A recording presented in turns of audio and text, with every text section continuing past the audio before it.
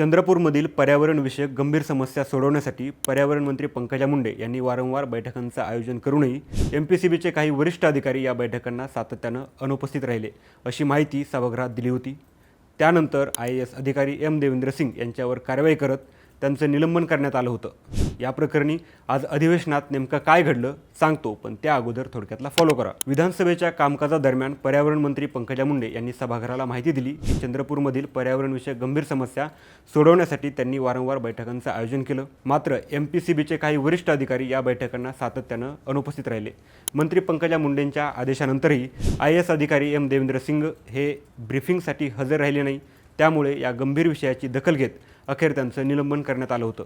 मात्र आता IAS अधिकारी देवेंद्र सिंग यांनी पुरावे सादर करत घडलेल्या प्रकाराबाबत दिलगिरी व्यक्त केली असून त्यानंतर आता महाराष्ट्र प्रदूषण नियंत्रण मंडळाचे सदस्य सचिव देवेंद्र सिंग आणि सहसंचालक सतीश पडवळ यांचं निलंबन मागे घेण्याची शक्यता निर्माण झाली आहे। तुम्हाला काय वाटतं, IAS अधिकाऱ्यांचं निलंबन मागे घेणं योग्य आहे का, की कामात कसूर करणाऱ्या अधिकाऱ्यांवर कठोर कारवाई व्हायला हवी?